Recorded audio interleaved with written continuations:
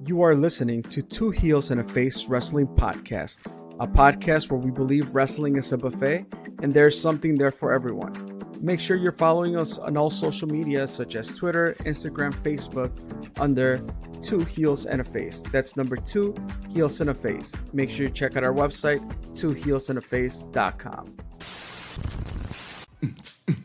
Era, 2 Heels and a Face. Thanks for listening to this episode of Two Heels and a Face Wrestling Podcast.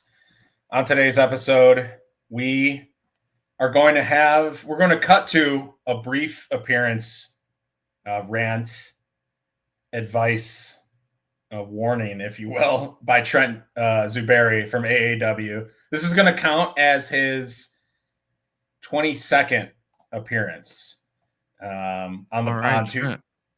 Go Trent on Two Heels and a Face Wrestling Podcast, but making his 25th appearance on the podcast, and we can bring him in a second, is going to be our friend Steve formerly from Warrior Wrestling, now Pro Wrestling Ventures. We're going to be catching up with him today because we love him, and he is the leading appearance getter on this podcast. Chris, it's only right that before we set off in the sunset, we got to have Steve back, correct? Absolutely.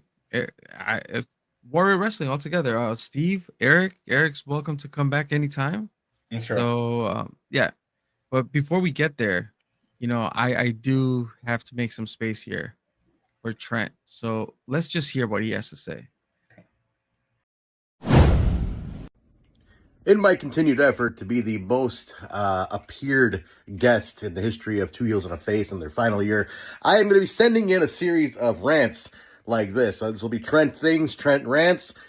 First rant of the week will be rookies at wrestling shows. Now, rookies at wrestling shows, you might think, well, why is he ranting about that? How are rookies supposed to get seen? That's not the problem. The problem is these rookies not introducing themselves properly. There's a bunch of strangers hanging around my locker room. Nobody's coming around saying, hi, I'm so-and-so. I was trained by so-and-so, and this is who invited me. It's just a bunch of rookies. And then, if they do shake your hand, it's that, hi, how you doing? How you doing? And I'm like, well, wait a minute. Who are you? Tell me who you are. I pull them in for a handshake. I say, who are you? Who trained you? Here's who I am. Here's what I do. Don't just show up in my locker room and just start walking around and acting like you're supposed to be there. You're a rookie. You've been training for 3 weeks, and all of a sudden you're Cody Rhodes here? Come on, give me a break. So, rookies in locker rooms, if you're at a show, if you're going to any show, I don't care what company it is, you're going to a show, you properly introduce yourself, you find out who's what, who does what around the company, who's in charge, properly introduce yourselves, say hi, see what people do, make yourself helpful, help set up, help break down, because that is how you get a match eventually. This is Trent's Rants, episode 1. That was Trent. Chris, you heard it. What are your thoughts on that segment by Trent? I mean, it's how many years of experience there with Trent, in the locker rooms. So, you heard it from him. You respect his opinion, and that was his, what would you say, 22nd appearance at Two Heels and a Face. So yeah, he's making his way and about to catch up to Steve. Yeah. How are you doing, Chris, in general, before we let in our guest and our friend? In general, man, can't complain. Things are good. Just added a member to the family, as I mentioned. We were talking about this earlier. Got another dog. I never thought I would have 3 dogs at once, but here we are. It just happened to be that way, but definitely the kids are super happy. A puppy definitely brings a different feel to the house for sure, keeping everyone busy. And our 2 other dogs are a little older, so they're leading the way, and they're keeping the calm and peace at the same time. So life is good, man. Can't complain. Yeah, Chiquita, right? Chiquita, that's English bulldog. Amazing. Why did you have another dog? Is this just a litter that you had to pick up? So I'll make it real quick. My cousin in Mexico, he has bulldogs. Okay. Had a litter. He asked me if I was like, hey, if you want one, I'll sell you one. We're like, I would love to have one, but it's not the right time. Like, yeah, no, life is full. It's cool. Yeah. 6 months go by. And he's like, look, pretty much all puppies are distributed. People bought them. Some family members took them. We have Chiquita left. We don't, we really have grown to her 6 months. She's been with us. He's like, your mom is coming this weekend. If I get all the paperwork, can I send her with you? Would you keep her? And I mean, at that point, it was in a tough sell, to Carla and the kids. So, yeah, my mom went over there, brought her back, and she's been here. She settled in, and it's like she's been here forever. Was she the runt of the litter? Is that where her Um, name comes from, or no? well, she was definitely the smallest. That's where Okay. Chiquita comes from. Okay. But it's a bulldog at the end of the day. Like it's a what full pedigree, whatever bulldog, and I'm like it's a female. You would think that people would just want to get her or whatnot. But yeah, he's like people have seen her, and they choose a different puppy or just pass up on it, Mhm. and so at the end of the day, we are just like, hey, it was meant to be. So now for Halloween, I'm gonna dress up as the English bulldog and have Chiquita come out with me and go to Amazing. a wrestling ring somewhere. Well, I'm glad you're adding to your family. Your family's definitely full, and you definitely, House is full. yeah, house is full. The other dogs will definitely lead the way. Yeah, But, and funny story, real quick. That's gonna tie yeah. it to Steve. So the Monday that Chiquita got here from Mexico, I was out in Milwaukee because I was out there for the That's Warrior true. Wrestling Show, You were. and it just linked up with some work stuff that I had to do over there. So I was at the Warrior Wrestling Show Sunday night, October 5th, and then I was in Milwaukee. I came back till Wednesday, Thursday, I can't recall, but then that's when I finally met her. But yeah, she came here. She settled with the kids and everybody else before I even got to meet her. So Love it. Okay, cool. Yeah, you were at the Warrior Wrestling Show. I know you were staying over. I was planning to go, but you had to stay over that night to handle business in Milwaukee the next day, that Monday. mhm. So why don't we bring in Steve now, and we can talk more about that show and just what Warrior Wrestling / Pro Wrestling Ventures, what they've been up to. All right.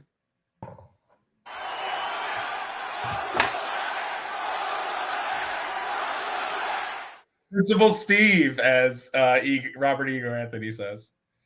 Oh, and Frank the Clown. That's how Frank the Clown always addresses me. Yeah, exactly. I think Ego is more of a Principal Steve. I don't know why he puts True. that voice on it though. But He has a very particular cadence. You're right. How you been, man? It's good to have you back. Good. Great to Welcome see you guys. I'm so interested when we say that Chris had to handle business in Milwaukee the next day. I feel like he had to shake some dudes down for beer money. Like, what does that mean? Hey, beer is pretty affordable out there, so I didn't have to shake nobody down for money over there. Okay. Yeah, no, it was work related, but yeah, I was out there and it worked out. But hey, well, before we even get to the show, like, what's been up? What's Everything. Yeah. So we said Principal Steve a few moments ago. So it was in 2023, fall of 23, we did our last Warrior show, but that was my last year as an active principal in a high school. I've been working for the Archdiocese of Chicago Office of Catholic Schools the last few years. It's my third year doing that. So I'm no longer actively a Principal Steve, still in Catholic education, still working for schools, but working for the downtown office now. So I'm not in the day-to-day school grind anymore. So that's changed in the last couple of years since people have seen me for Warrior. Okay. I have a daughter who's about to turn 3, who's adorable and wonderful. And nice. She's happy and healthy. My wife's happy and healthy. Life's good. We're enjoying Chicago. Like, yeah, things are good, guys. That's cool. Congrats on that. Thank you so much. Yeah, it's great to see you guys again. I got to see Chris briefly at the show, but to get to sit down and talk for a bit, as we've done 24 times before, which is crazy to think about, is really exciting. Definitely. You know, it's and that's kind of like, I think 25 is a good number. You know, that just feels like a lot of times, and you know, we had to have you back, but you've been in those. Okay, so 2023 was your last Warrior Wrestling show. Yeah. And then became the Pro Wrestling Ventures. Yep. How has that journey been? Really, just the last 2 years. Yeah, it's been awesome. So as we talked about a little bit before offline, and Henry and I from our team, we did a half an hour podcast about this in late 2023. Right. We basically got to the end of 2023 and we were at a crossroads about what Warrior Wrestling was, what we wanted it to be, what had changed in the industry, right? So when we started Warrior Wrestling in 2018, the wrestling landscape was Monday night had Monday Night Raw, Tuesday night had SmackDown Live, and there was no wrestling Wednesday, Thursday, Friday, Saturday, Sunday. There was no AEW. New Japan was available only through Access TV for an hour in the middle of the 9 p.m., 10 p.m. on a Thursday, or New Japan World. And there was this real gap and this real opportunity for something else to come about. There were so many great workers around the world who didn't have WWE deals and were doing incredible high-level state-of-the-art work. The indies were burgeoning and growing and all these unique things all over the country. And so we came into that mix in 2018. And then we streamed live on High Spots for Warrior 2, which was at its time, like, it was a big deal that we streamed. Now everything's streaming, right? Like, you have a backyard barbecue and you're streaming it now. Right? Like, I wouldn't want to watch your barbecue, but but that wasn't the case in 2018, right? So when we came on the scene in 2018, we were this once in a lifetime super show of stars from different parts of the world that you never see together. And then we were streaming, and then we were on Fight TV. We were the first promotion on Fight TV when it got back into wrestling streaming. And so what Warrior was in 18-19 and what it was during the pandemic is totally different by the time we got to the end of 2023, right? The industry had changed entirely. You had WWE running 3 network programs or cable programs a week. You had AEW at that time running 3 programs a week, Dynamite, Rampage, and Collision. You had TNA back on major TV. You literally had 7 nights a week of major national wrestling promotions. And because of that, they hired up everybody from the indies, right? Like all of those big acts that had really come to the top of the mountain. And so it was just a different world in 2023. And we sat there and we reflected at the end of 23 and we went, I don't know that we can be the Warrior of 2018, 2019, 2020 in a lot of different ways. Right. And I don't know that we want to be. And I don't know that's what the scene needs right now, because what we provided in 18, 19, 20, 21 was now being accounted for by the national groups. And we said, you know what, let's put it on the shelf for a bit. And we didn't know what was going to be next. We had been having a ton of conversations with potential sponsors and partners and various things towards the end of 23. And one of those conversations spiraled into, hey, Revolution Brewing would like us to do a show there. And we're like, okay, but we don't want it to be a Warrior show because of all the things I just said. And so we said, what if we created a different name for the parent company, which is Pro Wrestling Ventures, which is the LLC that owns Warrior. What if we just went by that and didn't even brand the show around Pro Wrestling Ventures? We just branded the show on its own name. It was Trouble is Brewing. Revolution Brewing presents Trouble is Brewing. And then a bunch of other breweries saw that and started calling us. And so then we went to Lakefront Brewery and did Brawl in the Beer Hall. We did Climb Zone, Battle for the Heart of Chicago. We did Rheingeist Brewery in Cincinnati. We went back to Lakefront. And so we spent 2024 and 2025 really just kind of doing these one-off things and exploring this different way to do wrestling. And so now in the fall of 2025, as we've been reflecting on all of this, we think we've got a way to channel a unique niche for Warrior Wrestling with what we've learned from all of these breweries to kind of be this new thing going forward for 26. So that's a really long-winded story. Yeah. That's kind of what got us here, right? Like that's where we are now going forward. What is it about wrestling and breweries that go so well together? Because I feel, all of these kind of one-off shows you've been doing, they seem to fit the same model of brewery. And like, so is that obviously it makes sense in your head, that type of crowd drinking beer, etc. But is there something we're missing, or it's just like, is this just a match made in heaven, like brewery and wrestling? Let's go. It's a match made in heaven, right? So like, it's got to be the right brewery with the right amount of space to host a show. But people want to come to a brewery, drink beers, and see something cool. And the breweries do lots of programming anyway. And we want an audience that's been drinking some beers and wants to see something cool, right? Like one of my least favorite experiences, anytime I go to a wrestling show, and you have a very jaded wrestling fan audience that's like there to judge and not to get into it. Sure. We want a combination of diehard wrestling fans and people who never go to wrestling together, getting drunk, enjoying the wrestling. And that's what it has been at these breweries, and it's so much fun. Yeah, so it's just people who basically might have just been at that brewery that night, or like usually go to that brewery, and now there's an event there, etc. Yeah. No, that makes a ton of sense. So is it a rebrand back? Because I know like the Pro Wrestling Ventures, you guys, I don't think you use it as an identity, but like you said, the shows are very much had their own identity based on the name of the show. That's what it always felt like. Yep. And like I know it's like a lucha mask, but I can't even recall too much of your logo. But the Warrior Wrestling logo was so iconic. So when that came back and it's now like your Instagram avatar, like explain like kind of the rebrand back, if you will. Like what is it like? Are you shifting back, or you said it's a combination of both, right?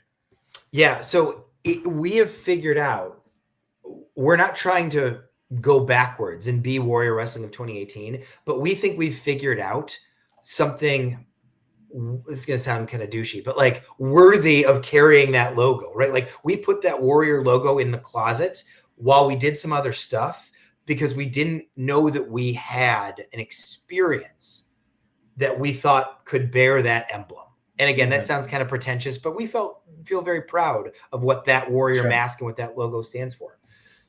In what we've learned doing these brewery shows and what we've learned studying all these different forms of entertainment and figuring out what we can do, we have an idea that we think for 2026 and beyond is going to be a really cool experience for people. So cool that it's worth putting the Warrior logo on it and saying, this is what Warrior Wrestling is now. And it's a combination. We say it's the 3 A's. It's action, atmosphere, and A-list stars. And that is what we were doing in Warrior Wrestling. But this new chapter of Warrior Wrestling is going to be even more focused on the party. Yes, we're going to have some TV stars. Yes, we're going to have some high quality 4-star plus awesome kick-ass wrestling matches. Yeah. But even more than that, we're building a whole new pre-party. The 2 hours before the bell rings, we have all this cool stuff we're going to roll out. Whoa. We're building all these new fan interactive elements that are going to happen between all the matches during the show. We're building all these new giveaways. We're building all these new surprises. So it's not just the wrestling you see in the ring. The whole experience is going to be a party start to finish. Okay. And this seems the way that you explain it, way more enhanced than just the Warrior Wrestling Fan Fest. This seems interactive. How is it like a giveaway? Okay. So you need the participation from the audience to put in their sign up for the giveaway, etc. Is that that's kind of the interactiveness you're talking about? Part of it. So like the pre-party, I know this is news here. This will roll out and you don't have to give away the farm too, but I'm curious. Yeah. So like, for example, we are working with a bunch of sponsors and partners. Cards Against Humanity is going to sponsor the pre-party. Okay. And they're giving us a whole bunch of games, not just the flagship game Cards Against Humanity, but they have a bunch of other tabletop games like the Shit List and a few others. They're going to give us a bunch of games. We're going to have table games in the pre-party room before you get to the arena at Half Acre. Jackbox Games is going to be a sponsor for us. No They're way. going to come set up some games and do some stuff with people. We're waiting on scheduling, so I don't know if it'll come together, but Malort is looking to bring their Wheel of Doom game for the pre-party.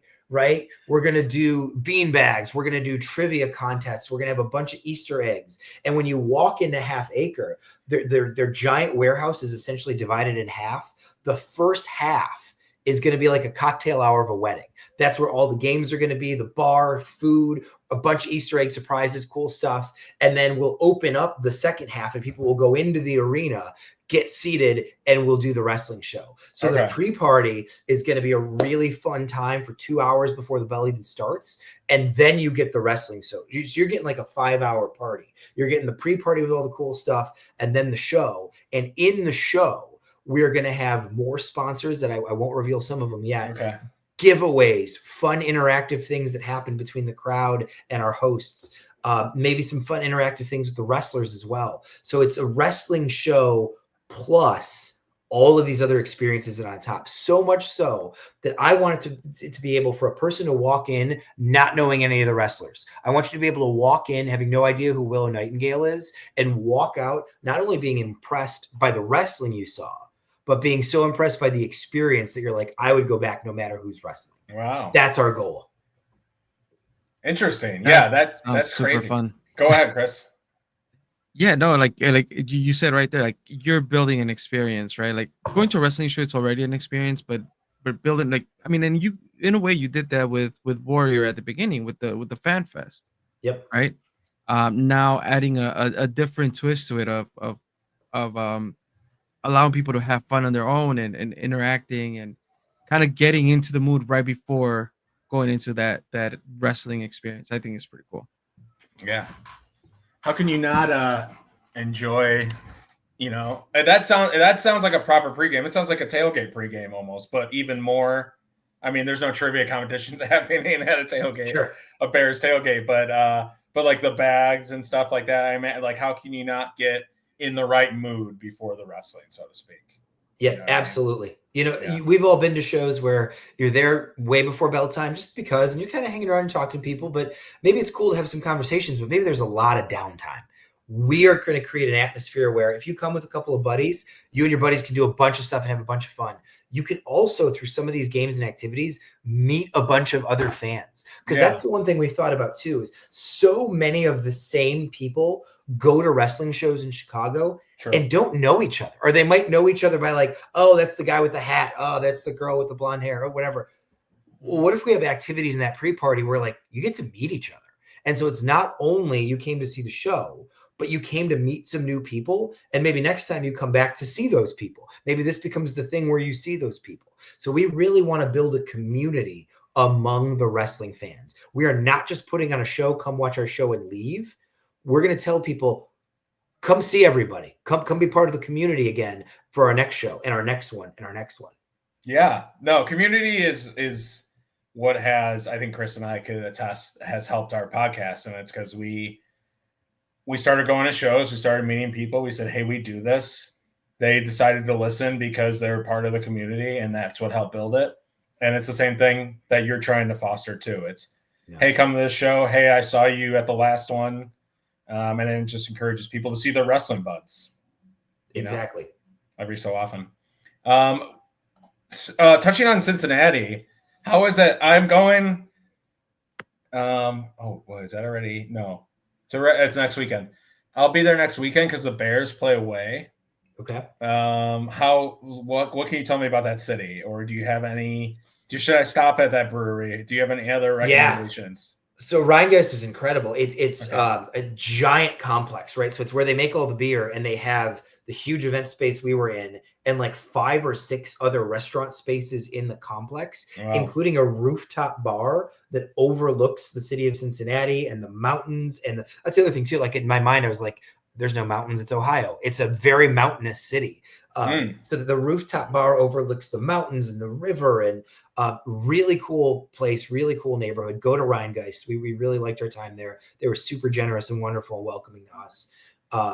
Beer was great. Food was great. They have a pizza vending machine, and like literally like you press buttons and it cooks you a hot piece of pizza. Never seen that before in my life. No. So hopefully they still have it when you go, because it's really cool. But yeah, other than that, basically we saw Rheingeist, the hotel, our Airbnb, and the McDonald's. So of what we saw, it was wonderful. Yeah. Great. I appreciate the scouting report there. I'll have to check that out. Yeah, Chris, do you have any, does all that make sense in your head about how Warrior became Pro Wrestling Ventures? And it seems to make sense to me. And like kind of like we talked about, Steve constantly checking in with himself, reevaluating, what do I want to do next? What could I do different? Right. That's been a huge theme of this podcast. How can we be different? And I think that's the different part here, right? Like we've known other promotions and not to compare, but for sure everybody has their ups and downs, and knowing when to hit the pause button, not necessarily the stop one, but the pause button, and being able to say, hey, let's reconfigure, let's think this through. This might not be where we want to go, but we were able to go ahead and try something. And then saying like, all right, we learned from our successes, we learn from different experiences, and now we're building this experience that's coming to you now as kind of like a revamped wrestling, warrior wrestling experience, which I think that's it's not common, and it takes a lot of risk, I would want to assume. And the fact that you're moving forward with it and taking chances to provide a different experience because it is Chicago at the end of the day, and there's a lot of wrestling promotions. And how do you create that experience different than the other? And I think you guys are doing that, so Yeah. that's Thank cool you. to see. Yeah, Mhm. and you hit the key word is different, right? We're not trying to out freelance or out AAW or out CSW. We're trying to figure out what can we do that's different that people can they can like every flavor of ice cream and eat all of them. And for us, that's why Warrior had to go away because what made us different originally no longer worked by the end of 2023. And we could have kept putting up shows with the Warrior logo on it and not being certain those shows were the right thing to do. Or we could pause, like you said, go out and experiment, and then wait to figure out, oh, now we've got an idea that we think is worthy of that symbol. And that's going to be the new definition of that symbol. And that's what we're doing. Cool. No, that's great. The it's also cool that I think that like you hit Revolution, and now like we'll talk about the show at a half acre. I kind of want to talk about the last show in Milwaukee too, but Sure. it's cool that you're in. I think they're. I mean, I might just be biased, and also because I feel like I drink local beer whenever I can. But these are two huge breweries, and to kind of be in with that crowd and have those connects, I think is also a really cool thing. To go from Revolution to have, I mean, those are like top of mind names around here in terms of breweries, so I think that's really cool. But yeah, the last one, Chris, the last one at Lakefront Brewery, I believe, right? You were there. There it is. There's a Yep. graphic on the screen if you're watching on YouTube. Some things that stick out to me, right, on this card. The two out of Latinos Most Wanted versus Bang and Matthews. 2 out of 3 falls. That is crazy. I don't know if you've been listening to also potting with Ego, but Coda and Alfonso and etc. But it's the Coda and Saban Gage stories are vintage. But yeah, it's cool to see them. It's cool that you're using them still, and you've always done that too. There's always been that kind of localized flair to your cards, which is cool. Yeah, and they did a great job, right? Like them and Bang Bros have faced each other at Sky Zone, at Rheingeist, at Lakefront last year. This is the 4th time around. Wow. And so we had the 2 out of 3 falls to really, and then they put the PW Revolver titles on the line as well for the show. So it was kind of the big blow off of that touring match of them all around the Midwest. And those guys kill it every time. Yeah. That Mad Dog Connolly character, you know what? I was honestly following him even before you booked him. I don't even know why. He might have been some kind of, for some reason, I think I had liked his Facebook page or something. But that's a super interesting dude. I feel like he takes chances with his character. Yes.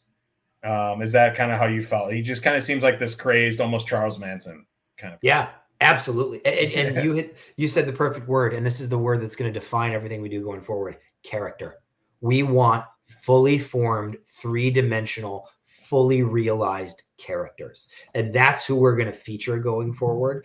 And when you are fully realized as a character, that doesn't just mean promos and look and style, but also means in the ring. So like Mad Dog wrestles like a mad dog. He wrestles like a rabid dog. He doesn't wrestle the same tempo of other people. He doesn't do the same style of match. He wrestles a match where literally like the workers at the bar are like, is this guy going to kill the other guy? Like, it is a different vibe. And that's what makes him unique. We want unique characters. Yeah. And he wrestled. The contrast of putting him exactly against Beastman, right? Yes. Who's been a staple for Warrior, at least for what I can remember. I believe he came on the Stadium series. Yes, that's correct. Right. And that's where I got intrigued by the character of Beastman and his things. But but yeah, seeing him against Mad Dog, and he's like a huge dude, and this really tough guy, and there was no size difference at the end of the day. Like Oh, like they were just going toe to toe, and he was not backing down. When I say he had Mad Dog, so like that I think that match also allowed for Mad Dog, for somebody that didn't know much about him, to be showcased and seen as a real threat. yeah. I mean, the finish of that match was Beastman went to go punch Mad Dog, and Mad Dog caught his hand in a bear trap, then wrapped the chain around Beastman's jaw and neck, and had him on the ground in a Mhm. bear trap in the chain. And Mad Dog just forearmed him to the back of the head until he drove Beastman unconscious. Like, damn. Yeah, that's on. I believe that finish is on. That's on your Instagram page, is it not? Correct. I think Henry's got it up there. Yeah. Yeah. No, that is one. That is one where you're like you're watching it and you're like, I just Beastman. You either need to give up or just pass out because yeah, you're just Yeah. absolutely taking a beating. Chris, is that? I know, the memory can be foggy, especially drinking at a brewery. But that was a match that stuck out to you.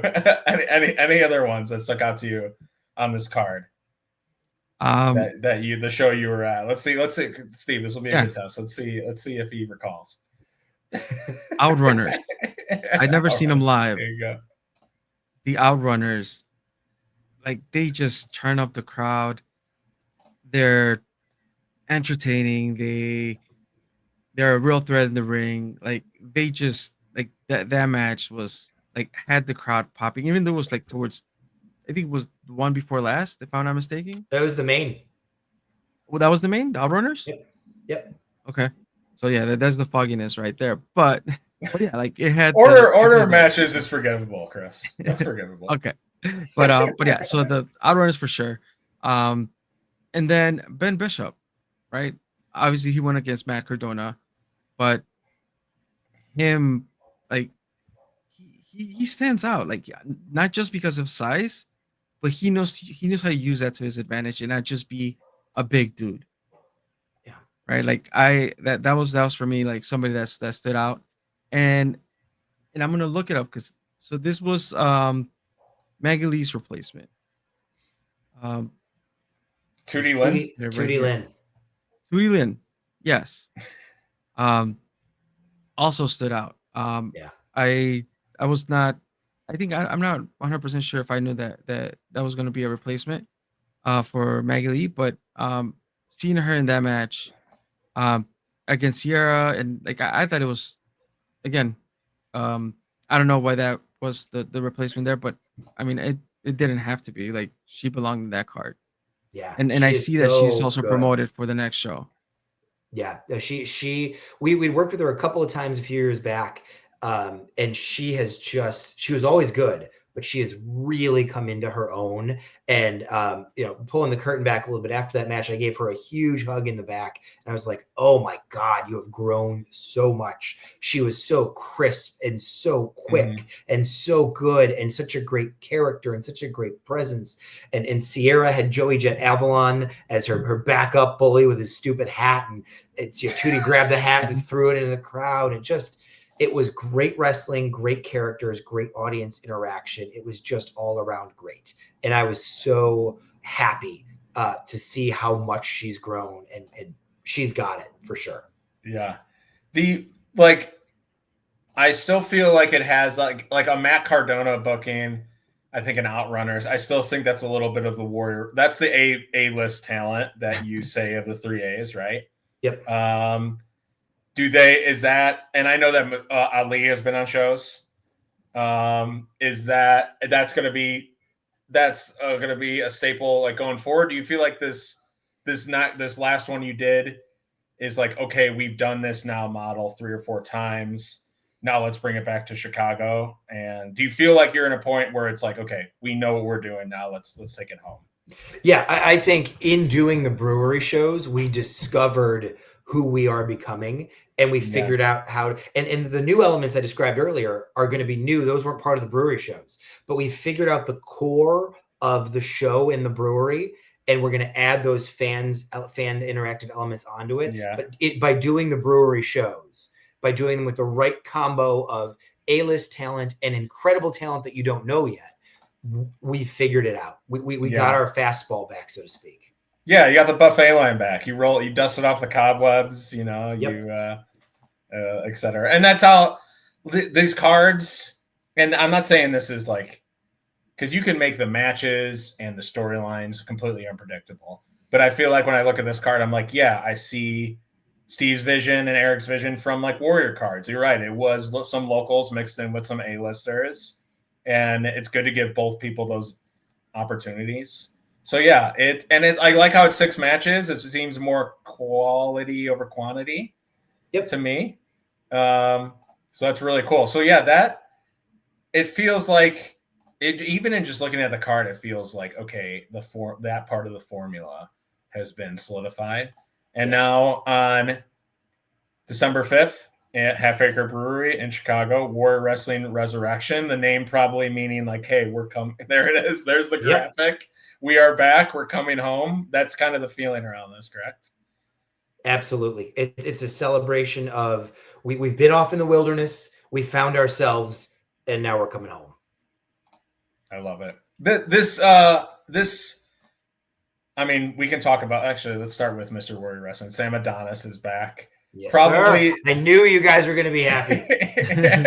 We're talking about appearance leaders, Trent versus Steve. Sam Adonis has to be the appearance leader of Warrior Wrestling, is he not? I think so. Has he been on the most shows? Brian Lowry is probably good at the notes, or maybe Dominic Padula would know. It's one of the two of them. But I think Sam is probably the appearance leader for sure. Yeah. And once again, Mr. Warrior Wrestling, it's just great. That's a guy that you never really see anywhere else in Chicago. I love that. Yep. There he is. I feel like he could wear that mask, the Warrior Wrestling mask. Absolutely. He has been a staple since show one. He and Brian Cage really established themselves as our guys, and for a reason, not just in the way they work with us, but in the way they leave it all out there for the audience. And we're just thrilled to have Sam back. Yeah. There's another Sam Beal. I feel like you guys are pushing this guy really hard. What can you tell us in the audience about this guy? Yeah, he's killing it. So we first met Sam years ago when he was training under Trey Miguel. He and Jason Hotch did a pre-show in one of those stadium series in 20 or 21. And then late 23, I think. Maybe it was 23. 22. I don't know. It all runs together. Yeah, we had Sam in there for a show at Marion against Jordan Basiglia, Jordan Cross. And when it came time for the Revolution show in spring of 24, Eric actually had the idea. He goes, you know who the perfect opening of the show is? Jason Hotch versus Sam Beal. And I was like, yes, you are totally correct. And they killed it. They did such a good job killing it that they opened the show in Cincinnati. And then they opened the show this last time in Wisconsin. They just crushed it. And Sam has come into his own, whether he originally being kind of like a scummy Nickelback listening heel, and he's kind of evolved into like a party dude, Nickelback listening guy you like to have on the block. And he comes out with a belt full of beers, and he's throwing beers to people and pouring beers. And in Lakefront, he added a new element where he is powered by the beer. He grabs beers from the audience and chugs them to power up. He was dead in the water on the mat, and Beal thought he was taunting him by pouring beer on his face, but Sam drank the beer and hulked up. I mean, he is the guy for brewery shows. The way Henry and our team and I describe him, like Sam Beal is the party. Like the party doesn't start till Sam Beal shows up. Sam Beal is the party. And he is the perfect personality to be part of this new incarnation of Warrior Wrestling. It's great. It's almost like, he has the way you described it, he has the same character arc as Nickelback did, where it's like everyone was like hating Nickelback and Creed.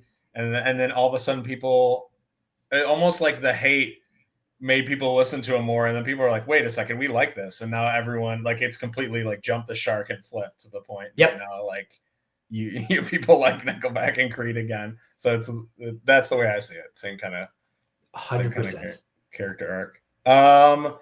I see Will Nightingale has a meet and greet. Is that kind of part of the the interaction, your stuff that you're talking about. Yep. So that will be the only. In the past, we had the VIP Fan Fest that you could buy a ticket for. Willow is going to be our only ticketed meet and greet. So you can buy a ticket to meet Willow. You get a picture with her, an autograph poster with her, and you can buy to add an additional item. That's the only paid meet and greet. Other wrestlers will be out before the show or be out at intermission. There you go. But yeah, so that's kind of a little bit of an homage to the old Fan Fest. So we've got the new pre-party I talked about and a Willow meet and greet. Cool. There's a VIP experience. Did you want to talk about that?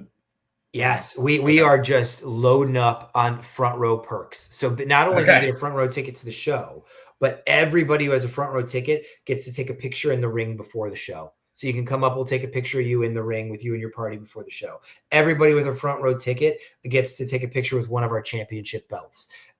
Everybody, yeah, it's going to be just, you're going to have a bunch of free giveaways for people in the front row. We're going to enter everyone in the front row into a contest where we're going to pick one person to be the guest bell ringer. We're going to pick one person to get to, it's good. Tons of stuff. We're going to pick one person to get to do their own personal wrestling entrance out of the tunnel during the show and get to play to the crowd. And we'll film it for them and their friends. We're going to pick one person. They're going to be the fan champion of the night. We're going to just do all of these things where we make it an incredible experience for you if you're sitting in the front row. One person's going to get to watch a match with a wrestler. So we'll pick your name and you'll get to sit with a wrestler who wrestled earlier in the night and watch a match and ask them questions. Everything we can do to just make it an incredible experience. Front row people get ahead of the line when the doors open. So they'll be the first ones in. They get to the party first, get to all the stuff first. We want to make it absolutely more bang for your buck. And we're not nickel and diming. We're not charging for all of those things are built into your front row ticket. Wow. Buy a front row ticket, you get all this stuff. This seems like a logistical challenge, though, but you got the help infrastructure to do this, correct? Yeah, for sure. I mean, it's going to be, Dominic and Tiffany from our team have already cursed my name. Like, what are you making us do? Well, and not only that, too, I forgot, like, you get a free poster for the front row. You get a free cowbell for noise making. You get streamers to throw during the show. Like, and again, we want to make it one all-in price. You buy your front row ticket, you get all this cool stuff. And so that's the goal. That's part of making this a different and unique experience. It's not just the show. It's the show and all the stuff on top of the show. Yeah. No, this is Question. Creative. Go ahead. When because right now you mentioned the cowbells. I saw the cowbells at Lakefront. The cowbells started at the high school, right? And that's where it's coming from.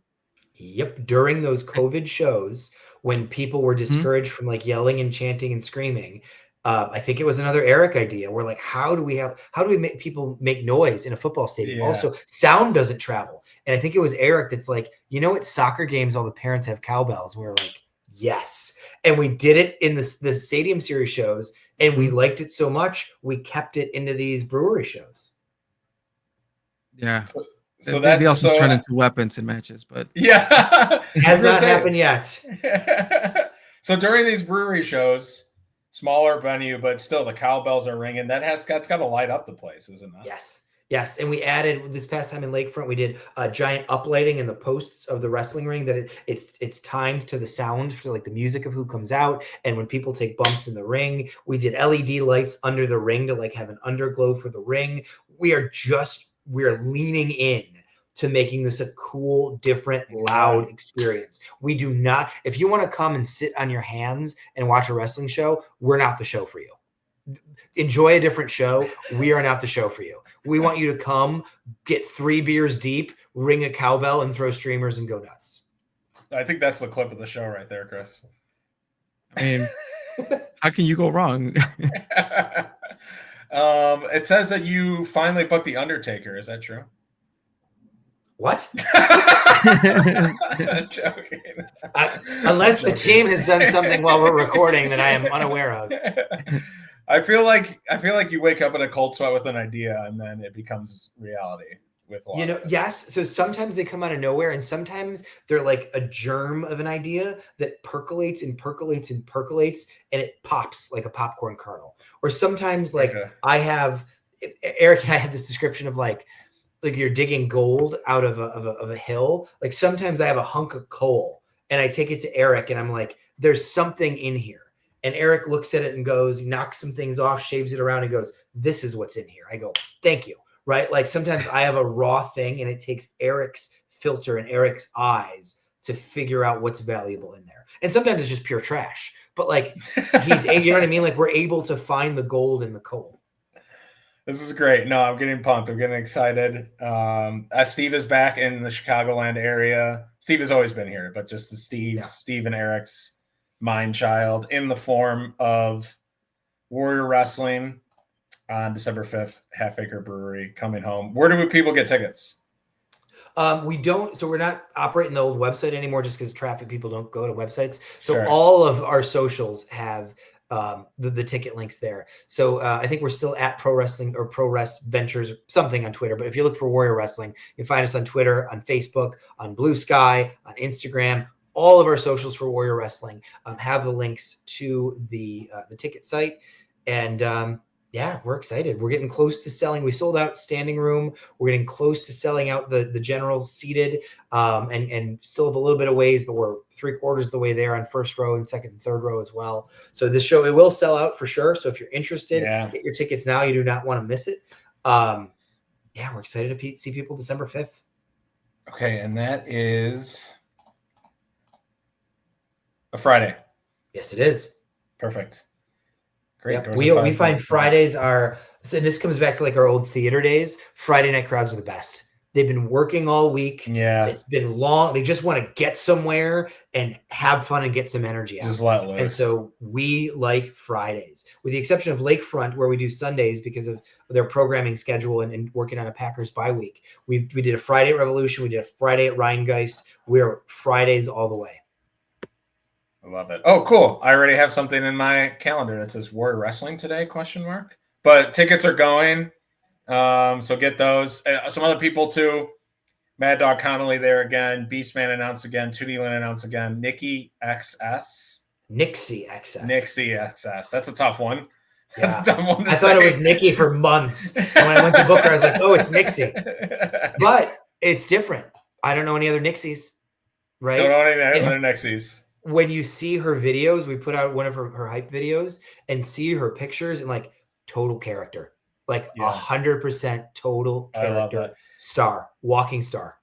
Steve, can I make a request? Because we're sunsetting the podcast of the year. Maybe I'm just now a patron, a person just you see at shows, hopefully in the future.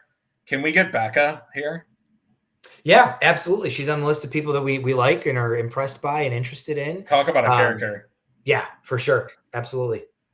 She is fantastic. I everything she puts on Instagram is so funny. Like hilarious. Like and like highly, it's almost like highly edited, but not enough. So it's like there's editing that like Henry, like Warrior Wrestling Henry or Hank does, and like camera guy Nick, and that stuff is like so cinematic and cool. And then there's like, oh, I put this slight little editing thing and it just makes a huge difference, and I did it on like an app on my phone, and like she goes that extra mile to do that. So yeah, that's just, I mean, you're the mastermind. I'm just saying, Becca versus Undertaker, that would sell. Yeah, done. We absolutely kick out of the tombstone, put them away quick. Cool. No, Steve, this is great. You've hyped this up. I think you've re-energized me on the not that I was ever out, but on the Warrior Wrestling brand. Well, it's been gone for 2 years. Yeah. You're coming home. Chris, anything? Do you have any other follow-up questions for Steve? No, I mean I'm excited. To and because I think what happened is you guys put that up on the projector screen at Lakefront, took a picture, and I sent it to Charlie right away. I'm like, hey, save the date. So I think that's probably why I have it in my calendar. Yeah. Chris, we got what? Question mark? Yeah. We got to double confirm and buy a ticket, Chris. So we'll connect on that. Yeah, we definitely are looking forward to that. And again, like different is good. Different is okay. And creating a different experience for wrestling, it's not always easy to achieve. So bringing a new experience to wrestling fans, I think it's worth experiencing and for sure. Like if anybody's able to get out there, go out there, experience it, and check it out. I mean, you can't go wrong. It's a brewery. It's a Friday night, and shit, a bunch of giveaways and and a bunch of other things to do. So looking forward to that. And once again, thanks Steve for always joining us and you know, spending some of your time with us here. Since the first World Wrestling show where we thought like, is this a real thing? Is this a Is this- scam? What the hell is Yeah. this? I'll never You forget came on that. board and I remember, I vividly remember having that conversation with you guys. I think we were doing it via phone. And I think I remember being on the phone or on the computer in my office at Marion and remember that conversation when you guys were just kind of like, is this for real? Yes, it is. Yes, it is. So, dudes, and here we are. Years later, we're old men. Here we are. Yeah. You got a kid. Chris has kids. Still beating Trent in the rankings and the appearance rankings, but that could change soon with his new segments coming in. We'll see. Let's see what happens, guys. Great to talk to you as always. thanks, Steve. Take care. See you soon. Bye, guys. Thanks, Steve. You're the best.